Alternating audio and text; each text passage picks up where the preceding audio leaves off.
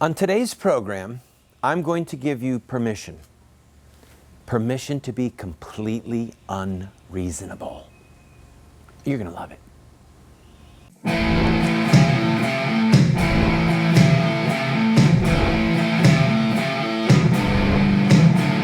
Those who forsake the law praise the wicked.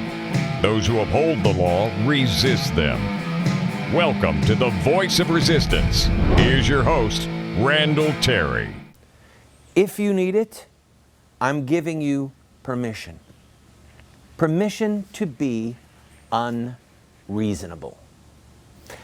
Now, hold on. I can hear a bunch of husbands going, well, it's about time, but need to be unreasonable with my wife. Some wives going, oh, I'm going to give that man a piece of my mind and be unreasonable about it. That's not what I'm talking about. I'm talking about you saying what is true. That's it. I mean, do you realize that there are people who, in times past and in this very day, who say what is true, and they are marked as domestic terrorists?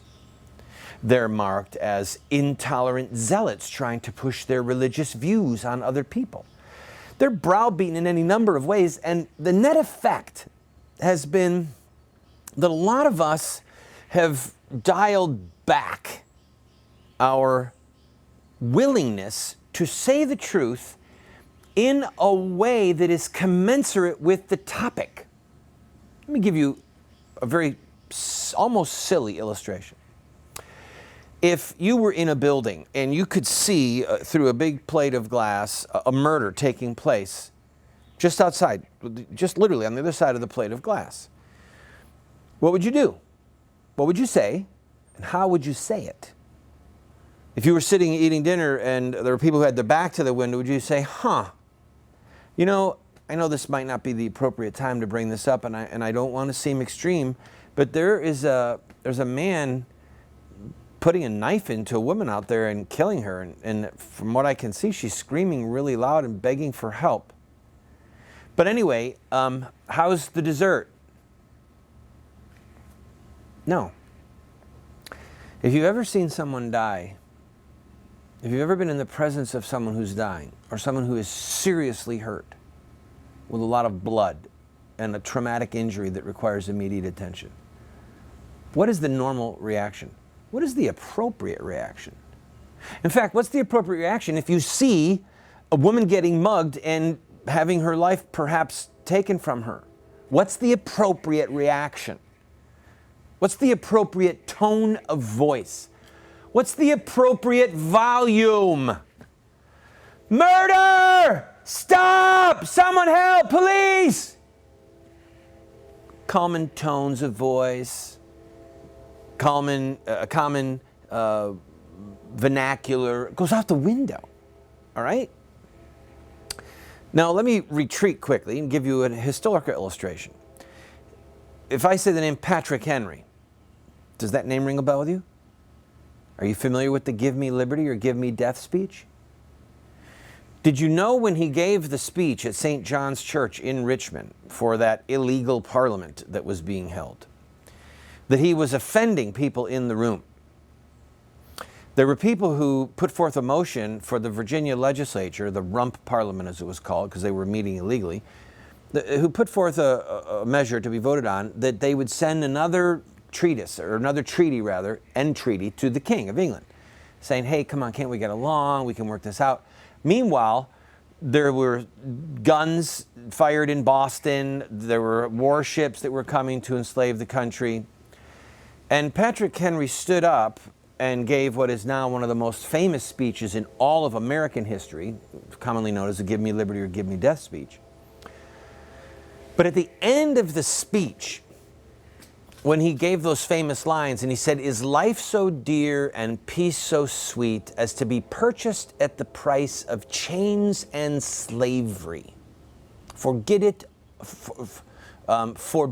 Almighty God. I know not what course others may take, but give me liberty or give me death. Those are the words. That's how they appear just about verbatim on a printed page. But what you may not know is that when he said those words, he was shouting at the top of his lungs and his vessels were sticking out on his neck. And he arched his back and said, "Is life so dear and peace so sweet as to be purchased at the price of chains and slavery?" And he crouched down in a mocking fashion for those present who were willing to enslave themselves and their children and their children's children rather than fight for liberty, rather than appear extreme, right? And he said, "Forbid it, Almighty God." And then while he pretended that he had chains on, he said, "I know not what course others may take." And he's shouting at the top of his lungs, okay? "But as for me," he said, "give me liberty." And he broke the chains in his mime, in his acting. He said, "Or give me death." And he plunged his hand to his chest like he was plunging a dagger into his heart. That speech is remembered.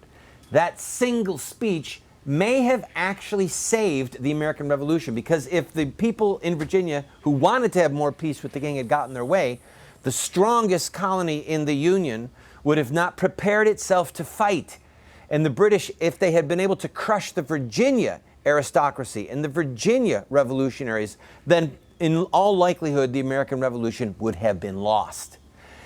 And it was preserved because one man had the willingness and the courage to say the truth in the tone equal to the crisis. All right? Our nation is in a crisis. We have a crisis at our southern border. We have a crisis dealing with Iran. We have a crisis with the murder of over 50 million dead babies. We have a moral crisis with the assault on marriage of the militant homosexuals. And we have a crisis of a church that is in a spiritual coma, that doesn't want to rock the boat. The boat is sinking. It's okay if you rock it. And I want to give you permission, in calm tones, equal to the crisis. Go ahead, be unreasonable. Because you can't reason with people who want to murder the innocent and assault marriage and allow our nation to be overrun and allow Islamic terrorists in Iran to possess nuclear weapons. You can't reason with people like that.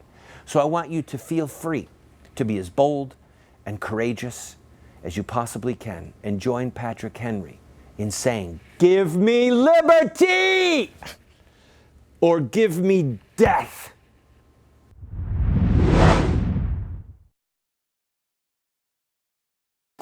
Hey, everyone's been asking me, when's Unstoppable coming out on DVD? Well, it's here.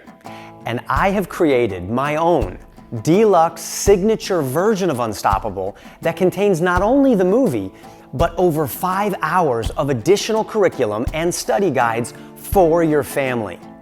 It's perfect for your homeschool, educational facility, small group Bible study, and family devotions. And I'm going to share with you some of the spiritual warfare that surrounded the release of this film. This box set also includes extended scenes, new music videos, the inside scoop on the whole Facebook controversy. So what are you waiting for? I made this special version with my family in mind, and I know your family will be blessed by it too. Unstoppable 2.0 Deluxe Signature Version, available only here at kurtcameron.com. I can't wait for you to experience what's inside. We have put together what we call an online university for you. Now that's a highfalutin way of saying that we have a pretty significant library of material, books, tapes, videos, that are there for you for free. Why are we doing this?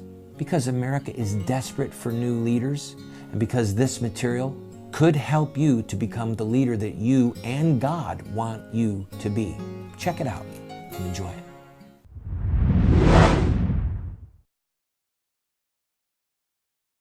Moderates need not apply.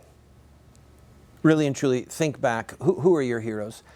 Look back over biblical history. I have, over decades, made a study of the prophets in the Old Testament, as well as the judges of the book of Judges, as well as the kings of Israel.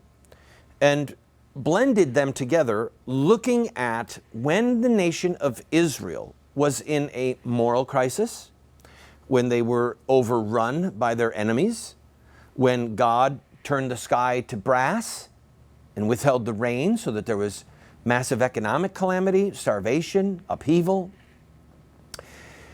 and looked at that, and then looked at America in the light of those biblical passages. Because the New Testament says that these things are there for our learning, so that we don't make the same mistakes that they did. All right? And we are in a time when America is unraveling, coming under the judgment of God. And we watch, for example, what's happening at our southern border. And the cry is now starting to bubble up from the right. Impeach Obama. Impeach Obama. And maybe it's a valid war cry. I'm going to come back to it in a minute. But it almost misses the point. And it might be a bad strategy. And I'll tell you why in a minute. But what I want you to see and what I want you to understand is that the times when Israel did come back to God, look at the ministry of Elijah, all right? When he stood against the 400 prophets of Baal on Mount Carmel. And he said, you build an altar and then cut up an ox. I'll build an altar, cut up an ox. But no one put fire under it. And the God who answers by fire, he's God. And the prophets of Baal did the thing. They danced, they cried, they cut themselves. And then finally, towards the evening, after it was clear that no answer was coming, Elijah called the people of Israel who were standing watching this. He called them to his altar and said, he prayed, and fire came down. And they said, the Lord, he is God. The Lord, he is God. The people fell down. The fire took up the burnt oxen. It took up the wood. It took up the stones. It took up the water. He had them pour water over it just to drench it, just to spite the prophets of Baal. And then, but before he did that, do you remember what he did? He mocked them.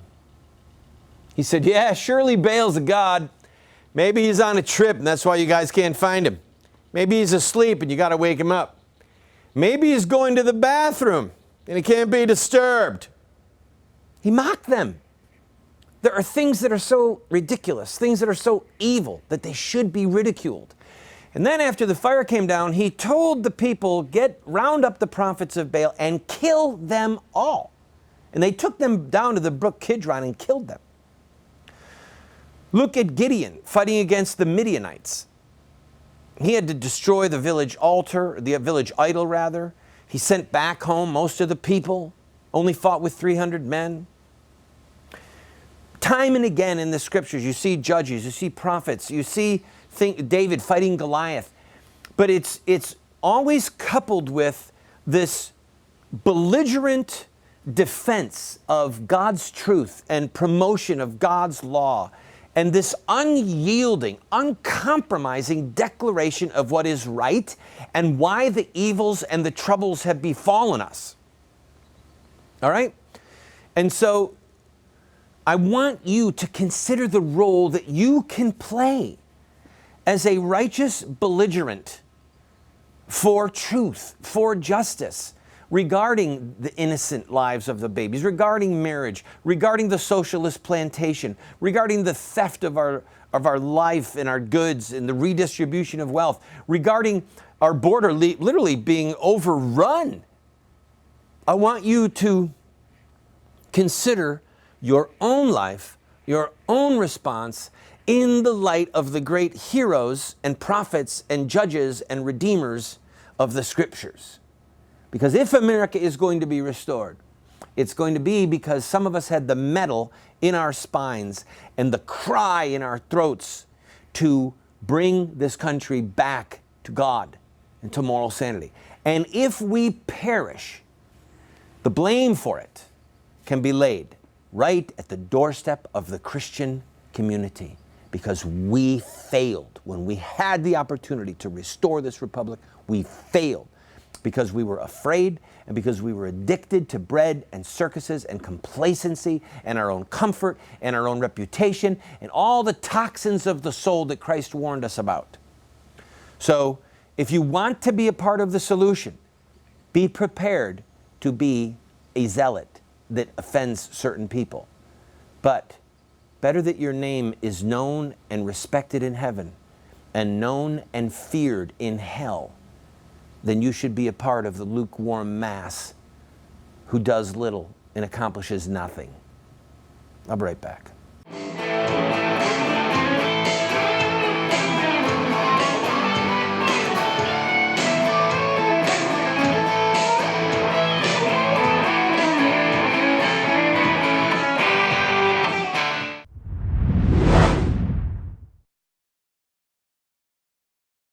My wife and I, for 5 years, have been grinding our own wheat and baking our own bread from scratch. Within 2 hours, you can have fresh wheat in your hand and then piping hot bread come out of the oven. The most nutritious and delicious bread you will ever have. And we do it for under $1 a loaf. Call Paula's Bread and find out about this grain mill and the mixer and how it can save you money and change your life. When we watch something on television, we are taking things in through our eye gate and through our ear gate. But when we write notes, it involves completely different parts of the brain that help us to remember and to learn things. So we put together the Insurrectinex television series, but then spent a lot of time and money producing a 100-page guide, a student guide. Watch the TV series, but get the student guide and learn about social revolution in America.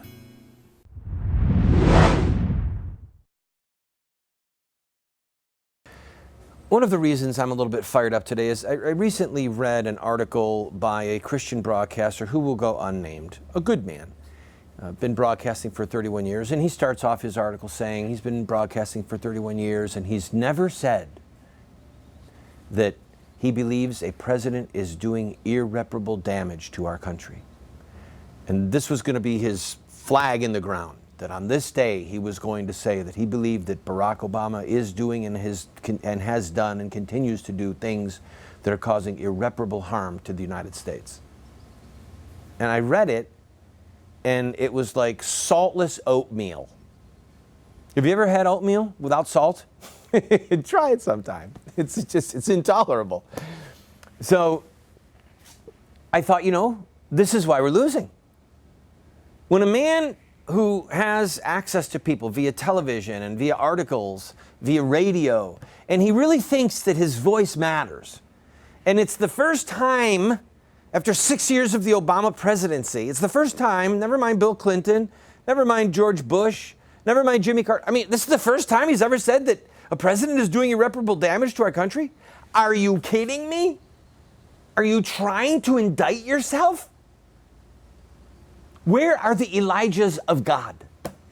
Now there are people saying that they want to impeach Obama. I'm going to tell you why I think it's a bad idea. And some good people. Sarah Palin, for example, just wrote an article. I love Sarah Palin. I think she's a great woman. But I think she's wrong on this. And there's two reasons. One is, number one, we need to be beating our breasts, okay? Barack Obama is a bad man. John Boehner is a worse man. Because John Boehner says he's pro-life. Mitch McConnell, the minority leader of the Senate, they say they're pro-life. They say they're conservative. And yet they cave in and cave in and cave in. They say the words that they think that we want to hear, but then they go along with Obama's agenda. They're treacherous. All right? Pilate was a bad man. Judas was worse. Jesus said that. Do you understand? Jesus said, look, you're going to have sin. In so many words, he said to Pilate, you're going to have to deal with the consequences of what you do to me. But he who delivered me up to you has the greater sin. The act of Judas, the name of Judas. No one names their kid Judas. Think about it. His name is a blight and a curse on the human race. Because he was one of the 12. Because he knew better. And these people, so we want to blame Obama, as we should. He's an evildoer, all right? This is the most wicked president we've ever had. He genuinely is. but we might just deserve him. 55% of Roman Catholics, 33% of evangelical Christians voted this man into office. This is an offense to God. This is sin. It's actually sin. And now we want to impeach him? We should be beating our breasts saying, God, forgive us what we've done. Forgive us for what we've done. Forgive us for what we've become. Forgive us for our complacency. Forgive us that these abortion mills exist in the shadow of our cathedrals and our megachurches.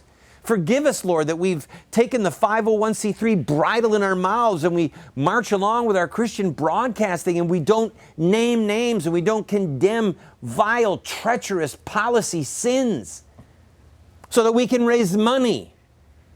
If we're going to impeach anybody, you figure out who we should impeach. And then I'll tell you one more reason why we should probably not do it when we come back from this break.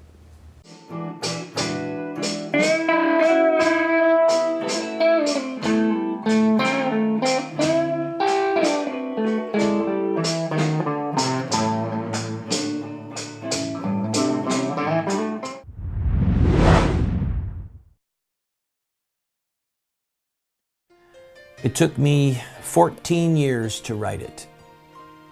4 rewrites, countless edits. I poured my heart and soul into Dragon Slayers. It points a very inspiring and painful book to write. I encourage you to go to our website and look at the reviews that we have gotten from readers of this book, and then avail yourself. It's an allegory, and I promise you, you'll be inspired. Why does a nice guy like me keep getting thrown in jail? I have been arrested almost 50 times and spent over a year of my life locked up in various prison facilities. And I wrote a book, many books. In fact, one of them is called Why Does a Nice Guy Like Me Keep Getting Thrown in Jail? It's a theological work, answering those who say that the church should not be involved in politics or that we should retreat. I encourage you to get it. In fact, get one and give it to your pastor.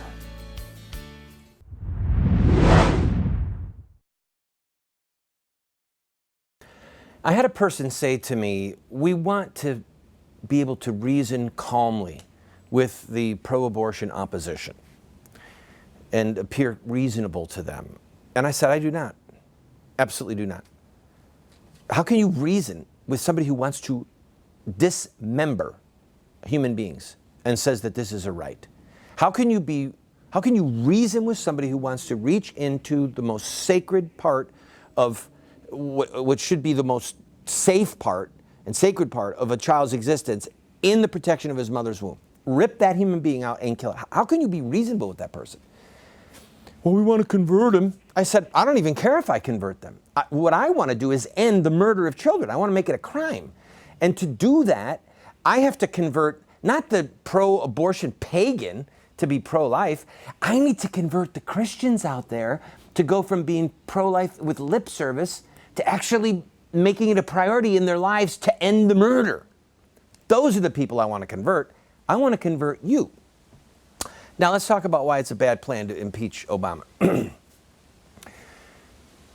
Politically, it's a bad plan, in my opinion. And I got this. I read Sarah Palin's piece. I read Patrick Buchanan's piece. Patrick Buchanan said, don't do it. It's a losing hand.